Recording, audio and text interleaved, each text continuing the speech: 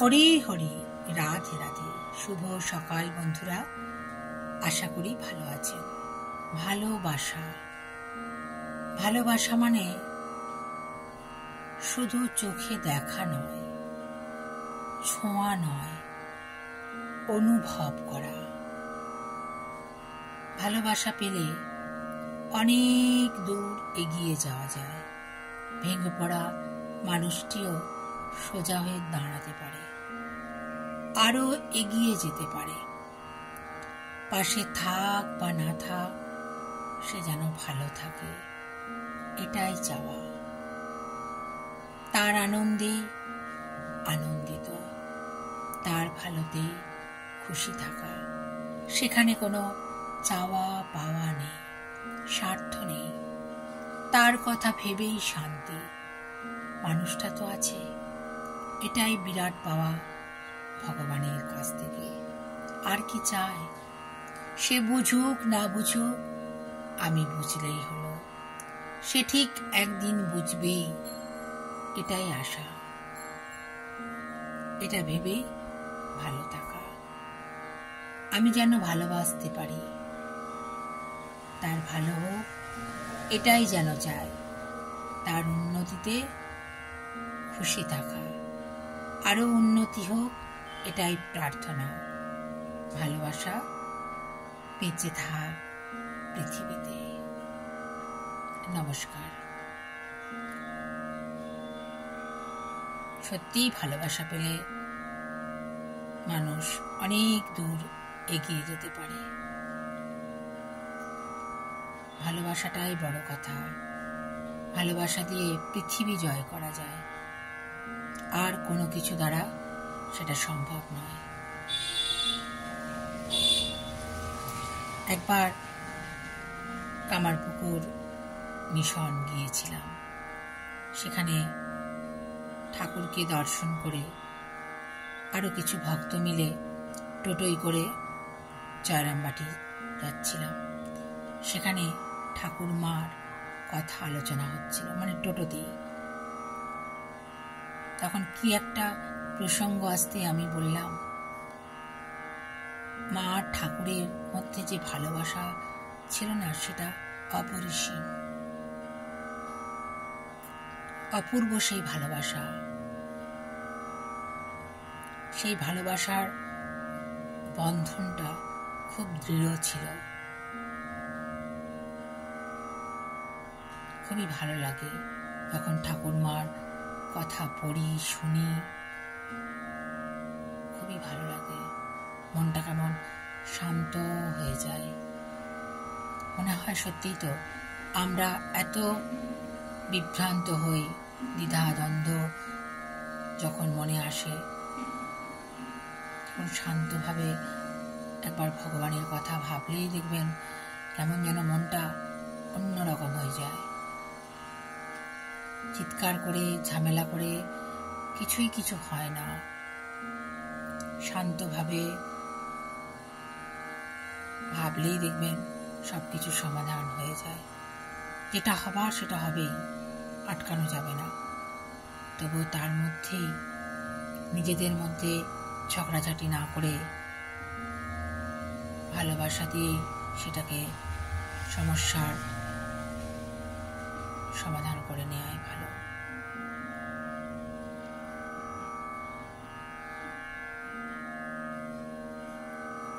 ভালো থাকবেন বন্ধুরা, আনন্দে থাকবেন, সুস্থ থাকবেন এবং শান্তিতে থাকবেন।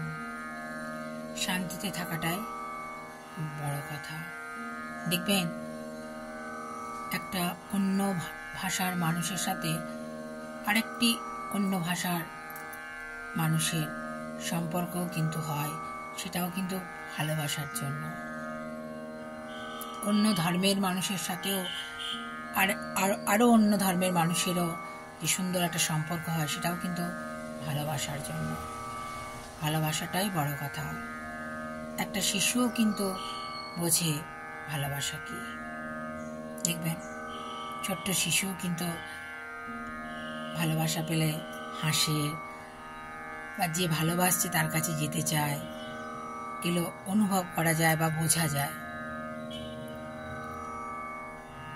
স্বামীজি ভালোবাসার টানেই তো ধরা দিয়েছিলেন ঠাকুরের কাছে, তাই না? এত এত ভক্ত যে ছুটে যাচ্ছি আমরা, সে তো ঠাকুর মা স্বামীজির ভালোবাসার জন্য।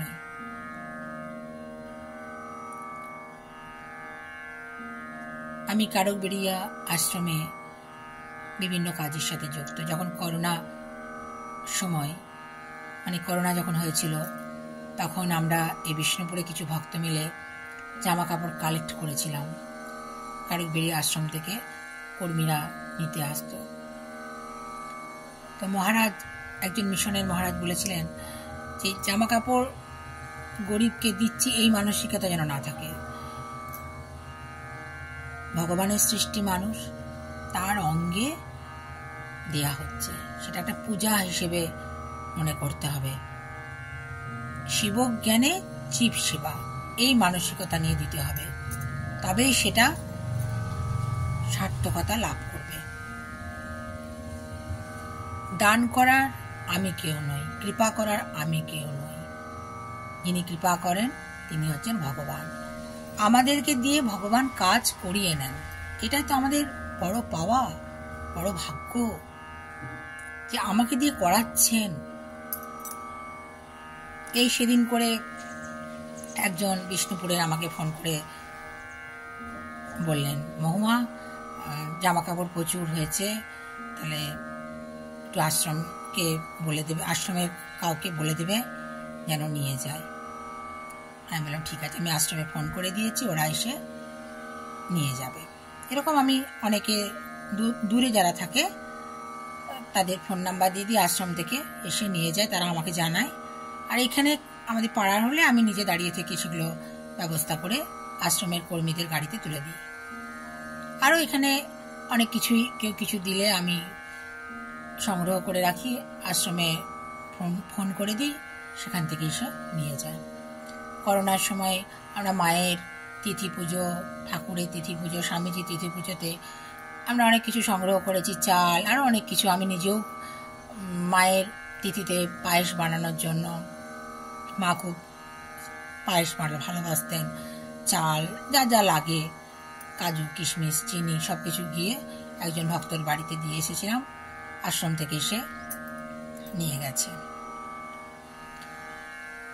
ভালো ভালো কাজে ঠাকুরমা স্বামীজি আমাকে রেখেছেন, করতে পারি, এটাই তো বড় কথা, তাই না? আমি করছি, এটা বড় কথা নয়, আমাকে দিয়ে করানো হচ্ছে, এটাই কিন্তু ভালোবাসা। ঠাকুরমা স্বামীজির ভালোবাসা আমার উপর আছে বলেই না, মানে আমার ভিতর থেকে জিনিসটা আসছে, তাদের ভালোবাসাতেই আমি এটা করতে পারছি। মানুষ মরে যায় কিন্তু আত্মা কিন্তু মরে না, আত্মা কখনো মরে না। ঠাকুরমা স্বামীজি সূক্ষ্ম দেহে সব জায়গায় বিচরণ করছেন, একটা আলাদা অনুভব কাজ করে, করিয়ে নেবেন ওনারা, আপনি বুঝতেও পারবেন না। সে যে ঠাকুর, যে দেবতা দেবী ভালোবাসেন, তারাই আপনাকে দিয়ে করিয়ে নেবেন। সবই এক, বিভিন্ন রূপে আমরা পুজো করি, ভালোবাসি, সেটা নিজের ব্যাপার। রাধারানীও যা, মা লক্ষ্মীও যা, সীতা মাও তা, সবই এক। আর মা শারদা একই, শ্রীকৃষ্ণ যিনি, শ্রীরামকৃষ্ণ এক, আর রামজিও এক, সবই কিন্তু এক। আমরা বিভিন্ন রূপে পুজো করতে ভালোবাসি। হিন্দুদের ৩৩ কোটি দেবতা, দেবদেবী, বিভিন্ন রূপে পুজো করতে ভালোই কিন্তু লাগে, খুব সুন্দর লাগে। সব ধর্মের মধ্যেই সুন্দর সুন্দর জিনিস আছে, সেটাকে খুঁজে নিতে হবে, খুঁজে নিয়ে সেটাকে নিজের মতো করে সাজিয়ে আরাধনা করতে হবে, এটাই কিন্তু সব থেকে বড় ব্যাপার। আর ভালোবাসা দিয়েই কিন্তু সবকিছু হয়। আমাদের পাশে মুসলিম আছে, হিন্দু আছে, উঁচু জাতি নিচু জাতি সব কিছুই আছে, কিন্তু আমরা কিন্তু মিলেমিশে আছি এখানে। মনেই হয় না কেউ আলাদা ধর্মের, কেউ নিচু জাতি। সবার কাছ থেকে ভালোটা নিয়ে চলতে হবে, খারাপটাকে ফেলে দিয়ে। সবার মধ্যেই ভালো খারাপ আছে। খারাপ আছে বলেই ভালোর গুরুত্ব, অন্ধকার আছে বলেই আলোর গুরুত্ব। খারাপটা ফেলে ভালোটাকে নিয়ে সামনের দিকে এগিয়ে যেতে হবে, অন্ধকার থেকে আলোর পথে হাঁটতে হবে, তাই না?